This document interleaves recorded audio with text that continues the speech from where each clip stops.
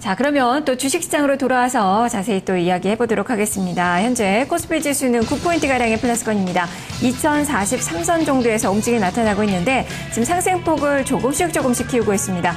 기관이 오늘 매도로 출발이 됐다가 지금 매수로 전환된 모습이 나타나고 있습니다. 지난 금요일부터 스탠스가 약간 좀 달라지는 그 모습이 좀 긍정적으로 좀 보여졌는데요. 기관의 매수가 계속적으로 좀 늘어날 수 있는지 여부 좀 살펴보셔야 될 것 같고요. 외국인 투자가들도 313억 원가량 매수 우위 기록하는 가운데 지수는 지금 9포인트의 상승, 2043선 정도로 움직임이 나타나고 있습니다. 오늘 고가는 2044선으로 좀 만들어놨었고요. 오늘 실적주들의 움직임들이 상당히 좀 강하고 지금 한국전력과 SK텔레콤 호가를 더 높인 그 상황이고요. 실적이 좋았던 이 현대제철도 3% 이상의 플러스권의 모습 또 유지가 되고 있습니다. 자세히 좀 특징을 한번 점검해 보도록 하죠. 허 의원님 변화 상황들 하나하나 짚어주시죠.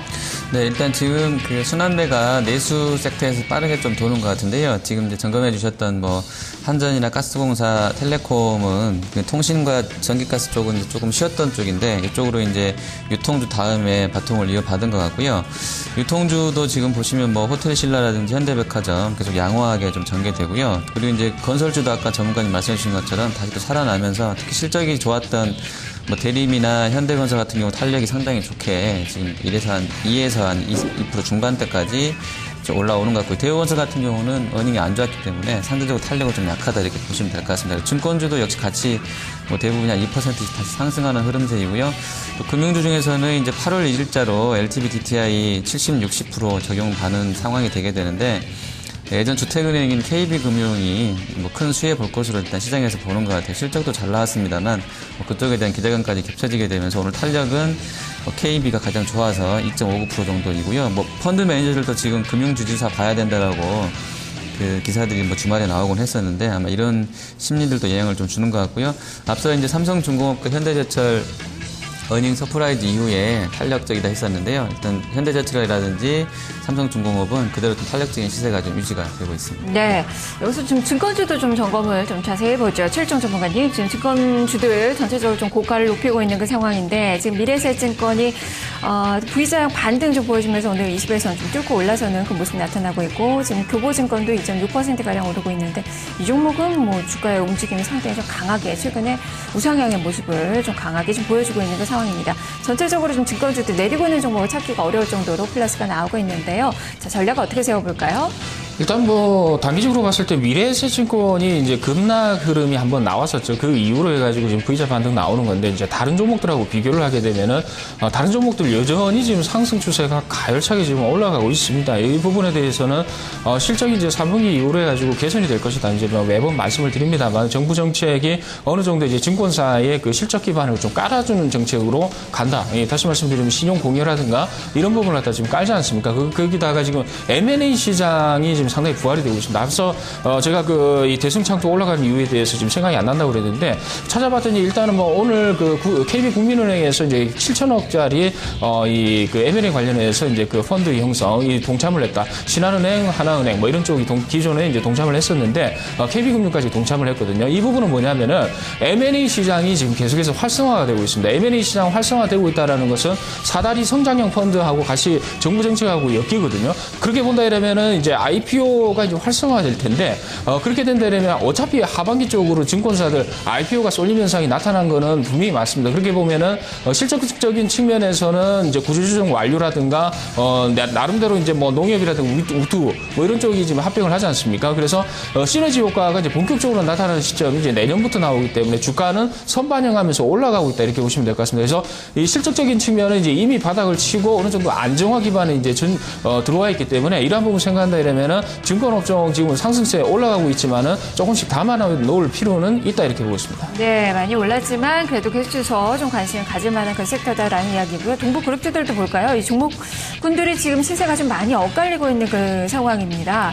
자, 허 의원님, 지금 동부하이텍은 주가가 또 5% 가까이 좀 밀리는 모습 나오고 있고 동부 C&I는 IT솔루션 매각 효과에 또 1%가량 오르고 있고 동부하이텍 우선주는 또 주가가 또 5%가 넘는 강세가 나타나고 있고 종목별로 차별화가 아주 강하게 좀 전개가 되고 있는데요. 흐름을 어떻게 봐야 될까요? 네, 일단 하이텍은 이제 인수합병 뭐 기대감 플로우 나오고 나서는 그날 급등 이틀 정도 줬다가 좀 쉬는 모양새인데요. 일단 뭐 그 누가 가져갈지에 대한 그 보기 전까지는 좀 봐야 되겠고, 워낙에 이제 이 종목은 PBR 자체로 보면 이미 이제 1.8배, 뭐 2배 수준이기 때문에요. 뭐 인수합병에 대한 뭐 모멘텀은 싹 좋을 것 같지 않습니다. 한 1.5배 정도면 적당하다고 그쪽 업계에서도 보고 있는데 이미 2배가 넘어버렸기 때문에요. 그런 모멘텀이 추가로 이어지긴 좀 어렵다 보고 있고요. CNI는 일단 전체적으로 그룹사가 좀 어려워진 상황에서 이제 그 뭐 구조조정이 잘 되게 된다고 하면 좋을 것 같은데요. 지금 주가는 이미 이제 그 이슈 이전, 그 직전 수준까지 올라왔다가 두 번 정도 맞고 내려가고 있기 때문에요. 그냥 좀 단기적으로는 뭐 관망하시는 게. 다만 이제 기술적으로는 워낙에 이제 요즘에 기술적으로도 접근하시는 분들이 많기 때문에 지금 구간대가 뭐 강력하게 매도할 만한 자리는 아니다 이렇게 판단되고요.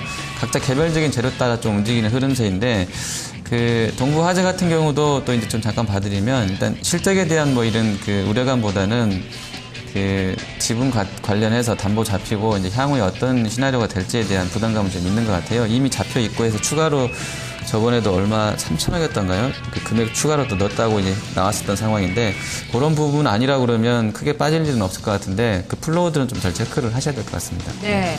투자에 좀 어려운 그 종목군들이라고 할 수 있을 것 같고요. 그럼 서울 반도체까지 좀 점검을 해볼까요? 지금 코스닥 시장에서 지금 코스닥 지수가 지금 마이너스권으로 좀 전환이 되고 있는 그 상황인데 서울 반도체가 2.6% 이상 좀 밀리고 있습니다. 지금 북미 LED 업체 소송 제기 소식에 주가가 좀 많이 떨어지고 있는 그 상황인데 최일정 전문가님 전 저점 이탈까지도 예상을 해봐야 될까요? 네, 일단은 뭐 서울 반도체가 이제 자사의 특허 기술에 대해서 이제 북미 쪽 어떤 업체에 대해서 이제 침해를 했다 이렇게 해서 소송을 냈습니다. 이제 기본적으로 보게 되면은 기술력이 상당하다. 뭐 그래서 이제 소송 낸 거는 당연하다라고 이제 볼 수는 있겠습니다만은 내용 자체는 뭐 그렇습니다만은 이제 간단하게 생각을 해보죠. 일단은 서울 반도체가 이제 영업 활동이라든가 이제 실적 부분이 잘 나오게 되면 그러한 이제 특허 침해에 대해서 소송을 할까요? 그렇게는 안 한다 이렇게 보시면 될 것 같아요. 실적이 안 나오고 걔네들 업체가 특허를 침해하면서 어느 정도 영업을 이 실적을 갖다 내고 있기 때문에 배가 아프다라는 측면에서 지금 소송을 내고 있는 거 아닌가 개인적으로 그렇게 생각하고 있거든요. 그렇게 보면은 실적 부분이 다수 이제 부각이 되겠죠. 그래서 실적 부분이 이제 그러한 이제 특허 침해로 인해서 영향을 받는다라고 했을 땐 지금 하락세 자체는 상당히 좀 의미가 있습니다. 그래서 그 흐름으로 봤을 땐 지금 현재의 저점 이 하락 뭐 이런 부분에 대해서도 어느 정도 이 가능성은 있습니다만은 1차적으로 봤을 때 이러한 실적 부분이 어느 정도 반영되고 있는 지금 가격대이기 때문에 만약에 깨고 내려간다라고 했을 때는 어느 정도 저점 매수 구간이다 이렇게 보고 있습니다. 네. 자, 그러면 다시 한번 이제 오늘장 포인트 좀 정리를 해보도록 하죠. 지금 유가증권 시장 오르고 코스닥은 내리고 있습니다. 오늘은 또 소형주보다는 또 중대형주들의 움직임이 좀 좋은 그 모습이 나타나고 있는 그 상황인데요. 지금 전략을 어떻게 세워봐야 될까요? 자, 허연님 오늘장 좀 보고 계시는 그 종목군들을 좀 알려주시죠. 네, 지금 그 시장이 순환매가 빨리 도는데요. 지금 저번 주 후반부터 나오는 거 보면 이제 은행증권, 건설, 철강 하더니 이제 유통주까지 좀 더 올려주고 다시 금융지주사 또 오늘은 이제 뭐 통신이랑 가스까지 올라가는데요. 사실은 이 최근에 올라가는 순환매 나오고 있는 종목들의 특징은 PBR이 낮다는 겁니다. 저 PBR 종목군들로 매기가 강한데요. 이미 이제 부담이 좀 있는 쪽들, 대형사들, 뭐 삼성전자나 현대차 이런 쪽들 한 배 이상, 뭐 2배까지 나오는 쪽들에 대한 접근보다는 PBR 낮은 쪽들의 키 맞추기 작업이 계속 진행이 되는 것 같아요. 이제 갖다 붙이기 나름인데 어쨌든 공통적으로 특이하게 이쪽 섹터가 또 실적이 또 나쁘지 않게 나오고 있거든요. 그 얘기는 그동안에 이제 매수 침체로 인해서 상당히 좀 깎여있던 부분들이 좀 어쨌든 뭐 그 정책 효과인지 아닌지는 모르겠습니다만 저 PBR을 하게 만들었던 요인들이 사라지게 되는 국면인 것 같고요. 그리고 이제 정부 쪽에서도 부양을 하게 되면 향후 경기에 대한 개선 기대감이 있는데 이렇게 되면 이제 인플레 심리가 살아나게 되고 결과적으로는 PBR 낮은 쪽들로 매기가 쏠릴 수밖에 없을 것 같아서요. 그런 쪽들 좀 보시면 좋을 것 같고요. IT 금융주 제가 아까 보자고 말씀드렸었는데 IT는 일단은 외국인과 기관이 시세 살아나면 같이 항상 시총 비중 커서 같이 담는 섹터이기 때문에 좀 보자고 말씀드렸던 건데 오늘은 상대적으로 금융주 섹터가 훨씬 탄력이 좋아서 좀 보시면 좋을 것 같습니다. 네, 여전히 IT와 금융주 좀 전략을 좀 세워보실 만한 그런 섹터라고 좀 볼 수 있겠고요. 그렇다면 최일정 전문가님 시각 그대로 유지하시는지 또 공략할 만한 그런 종목군들도 알려주시죠. 자, 일단 뭐 지수적인 측면에서는 뭐 크게 생각은 안 하는데 오늘 지수가 좀 상당히 좀 많이 예상외로 올라가고 있습니다. 이 부분에 대해서 쪽에서는 지수를 하방 쪽으로 내려누르는 그 섹터라든가 종목이 없다.